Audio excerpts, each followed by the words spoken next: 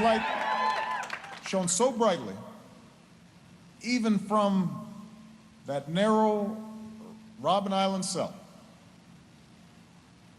that in the late 70s, he could inspire a young college student on the other side of the world. Mandela said, "Young people are capable, when aroused, of bringing down the towers of oppression and raising the banners of freedom. Now's a good time to be aroused." Let's just acknowledge how dope you have to be for people to keep throwing you birthdays after you're dead. And because today marks 100 years since his birth, I just wanted to spend a few minutes talking about the man. Right? He joined politics when he was just 26 years old, partly to fight racial inequality and also because he had just been kicked off his parents' Obamacare.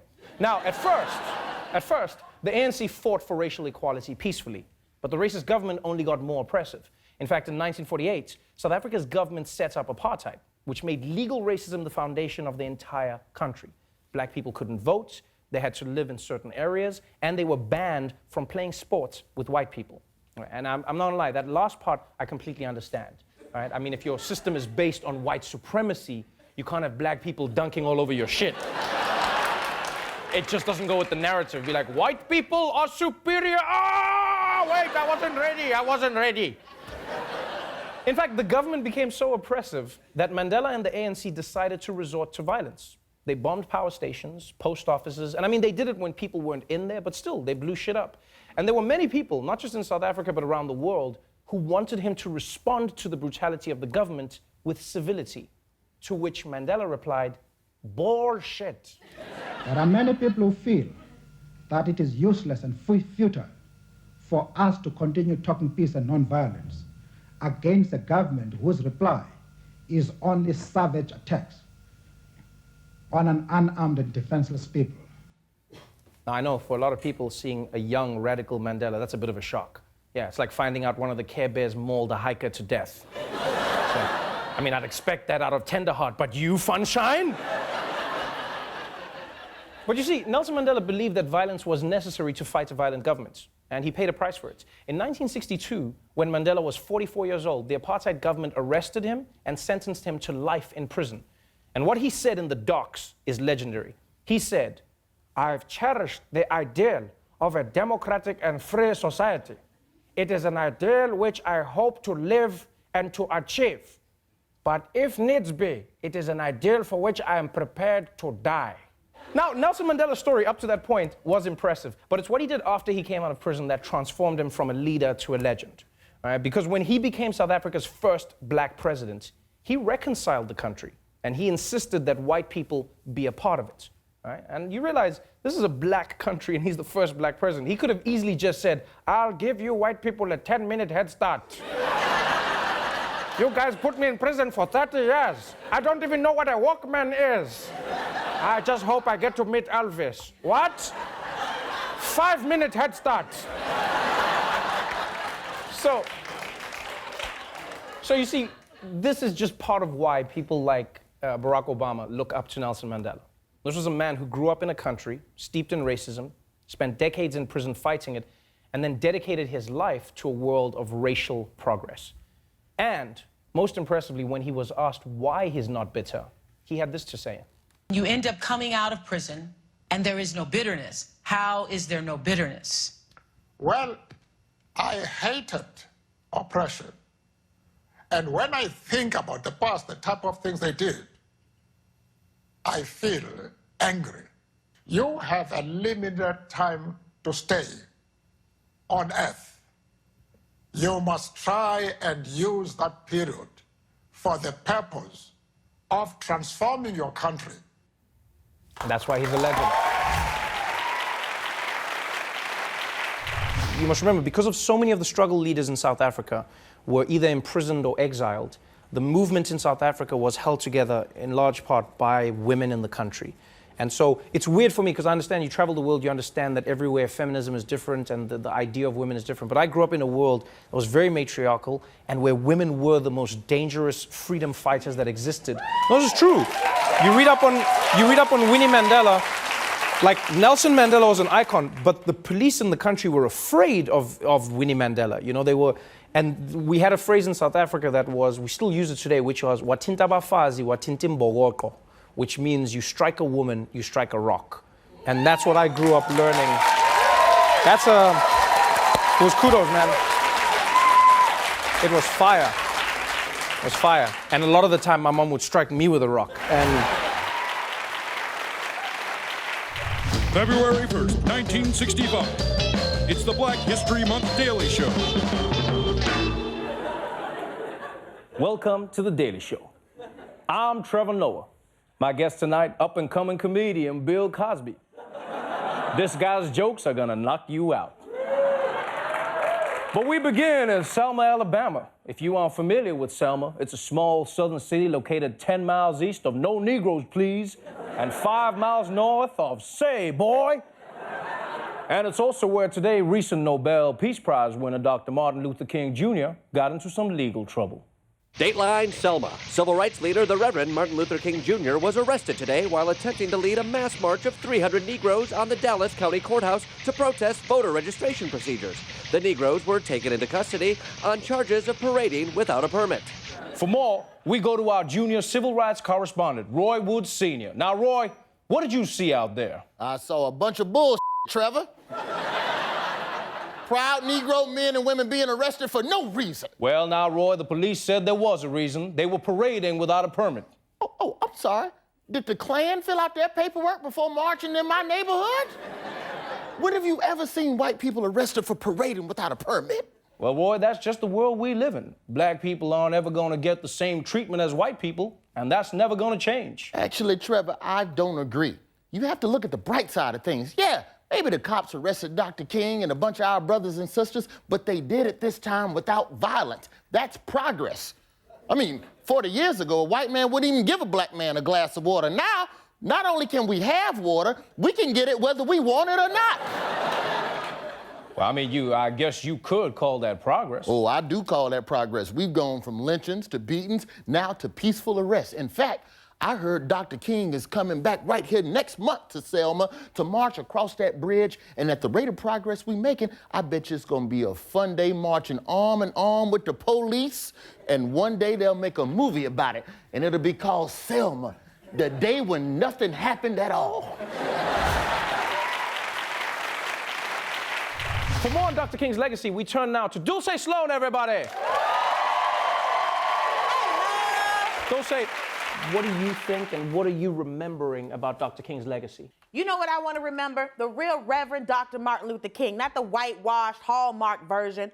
Because every year people talk about the same stuff. The I Have a Dream speech, the March on Washington, how he had the voice of a Scooby-Doo ghost. I have a dream, and I would have gotten away with it too if it weren't for those meddling kids. But the real Dr. King did not fit in any box. White moderates think he would have been on their side, but he thought they were worse for the civil rights movement than the Klan. And mattress stores are out here having MLK Day sales, but Dr. King was anti-capitalist. And even though he was a reverend and a man of God, he allegedly had a whole bunch of affairs. Whoa, hold on. Even if that's true, I mean, that he had affairs, isn't it disrespectful to mention that on his birthday? I don't think so. It's part of his legacy. A reminder that our heroes aren't perfect, they're people. And I'm not being disrespectful.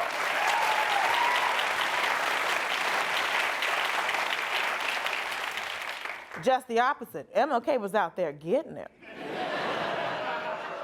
And probably still could. I mean, if he showed up on my Bumble, I'd take him to the mountaintop and the valley low. I've never thought of MLK on Bumble. Well, he wouldn't be on Tinder. That man had class. If everyone knew that fighting for civil rights could get you some, a lot more people would fight for equality, equal pay, voting rights, and whoever can stop black people from getting shot by the police will tonight, okay?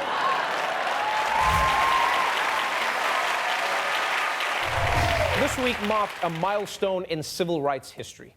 The 50th anniversary of Franklin's first appearance in the comic strip Peanuts.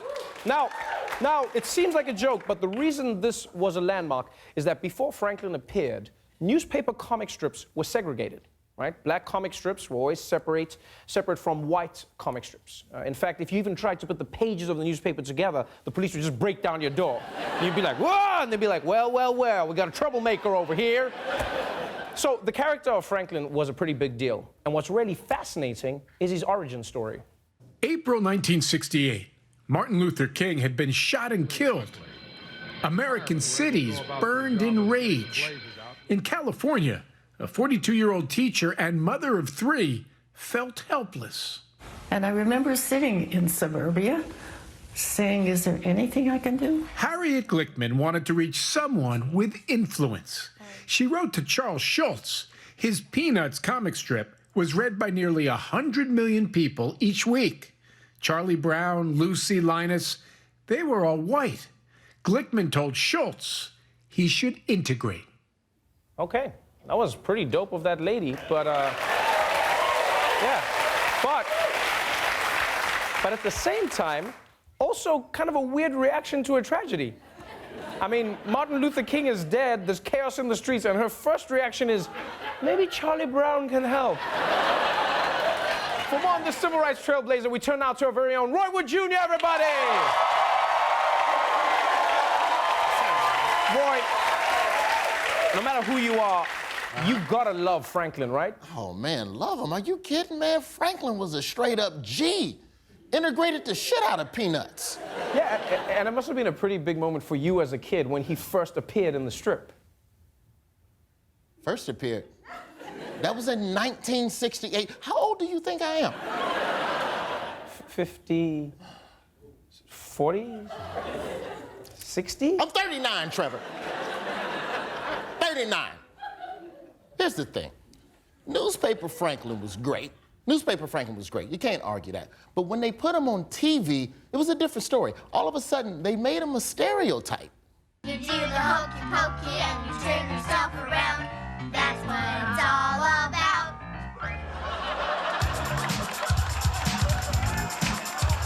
It's all about our talking stuff protecting in your shoes.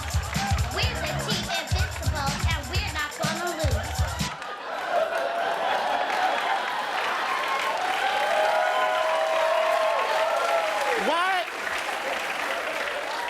Why couldn't Franklin just do the hokey pokey, Trevor?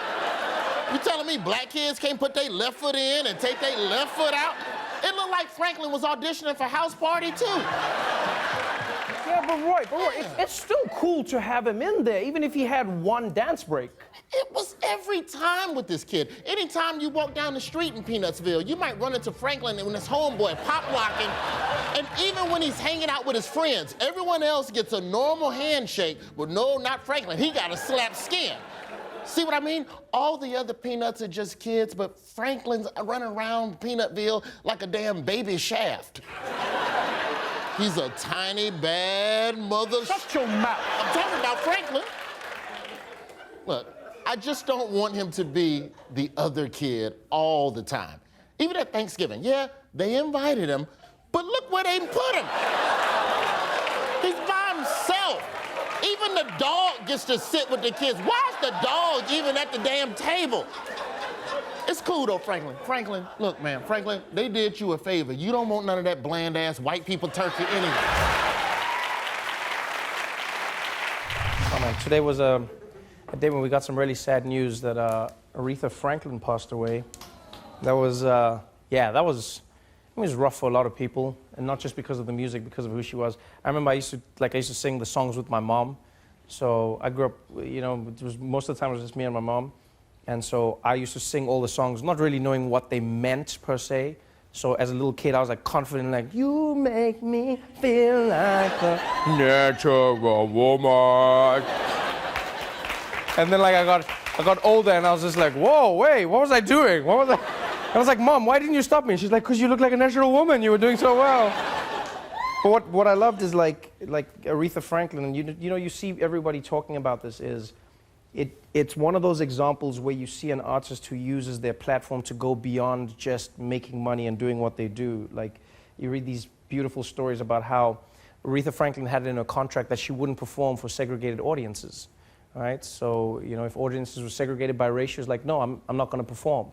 You know, she was one of the first people who supported Angela Davis, you know, from the Black Panthers. She fought for Martin Luther King. Like, this is at a time when it wasn't cool to do that.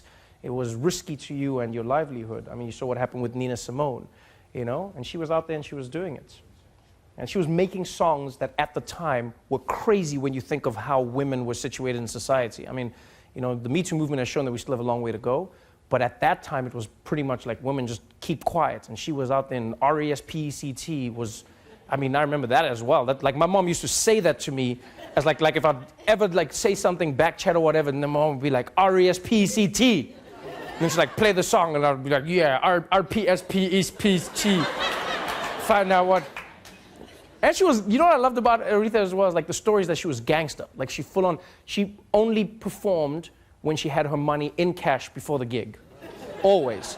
Like that her whole life, till like now, till she was like, where's the money? Like she was the original bitch better have my money. Money before the gig, then I sing. Like I sometimes think to myself, like the guy was backstage counting it and she's like doing it word by word. You and I went hiding. Oh. So yeah, man, she'll be missed. She will be everything we see today in so many ways. In the music, in like, you know, music, male and female, is because of her. So, Aretha Franklin, rest in peace, man. It's a beautiful, beautiful story.